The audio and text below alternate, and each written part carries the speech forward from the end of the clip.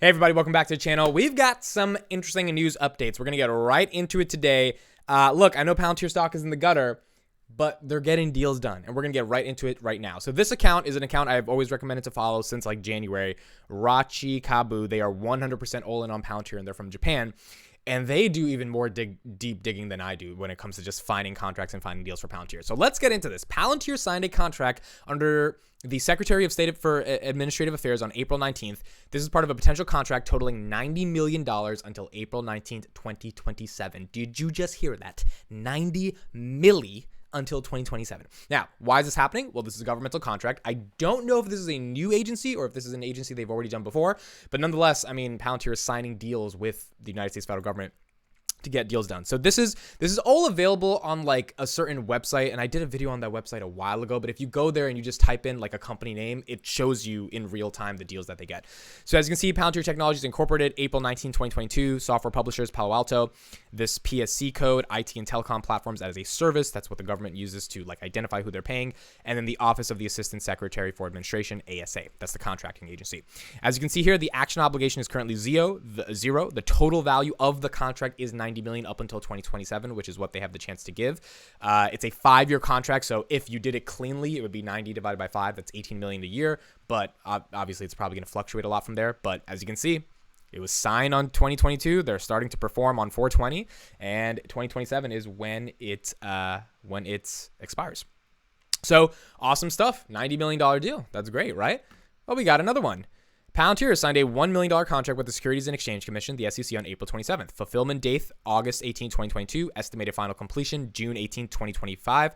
Total contract amount, $32 million. So that's 3 years, $32 million divided by 3, a little bit over $11 million a year. And I'll put all of these links in the description so you guys can check them out as well. But April 27th, software publishers, SEC, $1 million, 70 cents, and IT as a service, part of a $32 million deal. Based on the action obligation, the base and exercise options value, and as you can see, it's a 3-year deal, 2022 to 2025. But we've got another one. Here we go. Palantir signed a contract with the U.S. Centers for Disease Control, CDC, and Prevention on April 24th. Now, we kind of knew this because they were expanding their relationship with the CDC. I covered that already, but now we have a specific number attached to it, which is $7 million. As you can see right here, definitive contract, $7 million, total $5 million. And they this is a completed date from, the date signed is 2020. Oh, so this one they already got. So this was the one they executed. This is why it's hard for like them to report revenue, and they have to do like tricky accounting stuff because they did this for 3 years, and now they're getting, the date signed is when they actually got the revenue in 2022.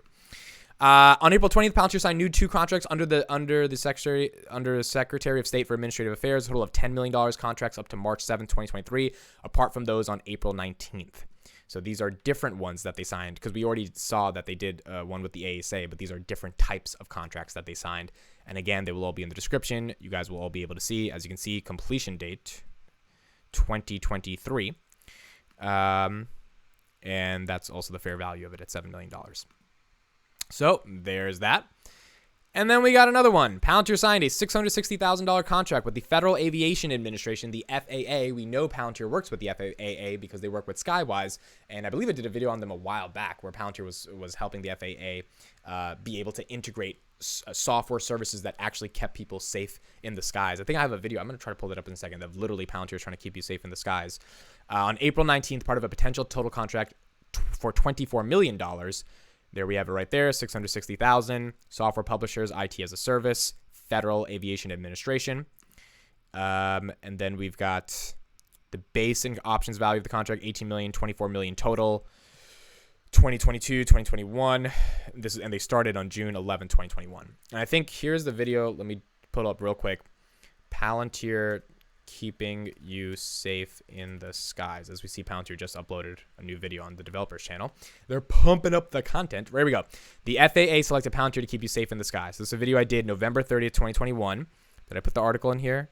No, I didn't put it. Okay, so there was an article, but I was basically talking about it here. That's when I didn't know how to edit. So it's just, people were watching me literally just talk in front of the camera. I didn't even show any video or anything because like I didn't know how to do that stuff. Now I can switch. Right now I can be like this or like this or like this or like this. Anyway, so yeah, so that we know that Palantir has worked with the FAA. Let's type this in real quick. Palantir FAA. Here we go. So, oh yeah, that's why it makes sense they worked in June. June 2021, FAA selects Palantir for aircraft certification safety monitoring solution. Makes sense. Maximum of $18.4 million. 1-year contract with 2 additional years, valued at 18.4. And Palantir is probably the type of company to actually do something like this with the FAA, because this stuff is complicated and it requires a lot of data to be able to integrate in a meaningful way.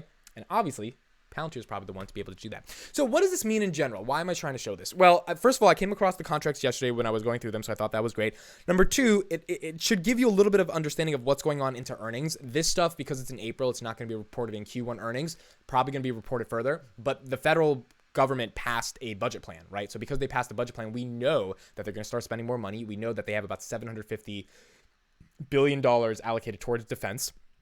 And as Shyam Sankar said in the Morgan Stanley conference, that the software primes, the companies that are going to be primed to get those contracts before they even get to other subcontractors, they believe Palantir is one of them, especially for the United States federal government. And it makes sense because they've worked with them for the past 17 years, and they've actually developed a cohesive, meaningful, symbiotic relationship with the government to be able to assist them in the most, unique tasks when we're talking about like macro level things, geopolitical stuff, and the most granular tasks, like making sure we have data that's optimized in certain areas of like, departments or agencies that are part of the government. Now, Palantir also is bidding for a $330 million contract with the NHS to modernize their entire healthcare infrastructure in the context of digital data and really make sure that supply chains, vaccinations, all this stuff, raw materials, logistics, all gets integrated in one place because the NHS has a national health service and a national healthcare system in the UK. So the point is they're going after these governmental contracts. The question for earnings, the biggest question, we're going to do a lot more videos coming up going into earnings on May 9th, is can they get more governmental agencies that they weren't able to get because it stayed flat from 90 to 90 over the past 2 years. Now, or 1 year, 2020 to 2021. Now, like that needs to happen in my opinion. I think we need to see an increase of growth in governmental clients. Now, the net dollar retention, the amount of money that's coming from those governmental clients is probably phenomenal, which is what we're seeing right here, right? They're getting more and more money from these same governmental agencies.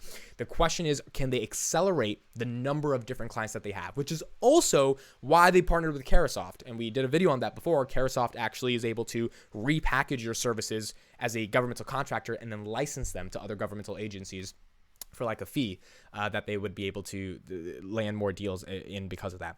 So, I mean, that's the big deal. That's why I wanted to show these contracts. It shows that they really are able to land these really big governmental contracts, whether it's 18 million, 90 million, 27 million, whatever it is, and they're able to keep expanding. And that's like just really, really good news. The question is, can they accelerate more and more governmental growth in the context of different agencies that are working with them in governments around the world? The Russia-Ukraine thing, that's going to be a big deal to see if that happens on May 9th coming up into earnings.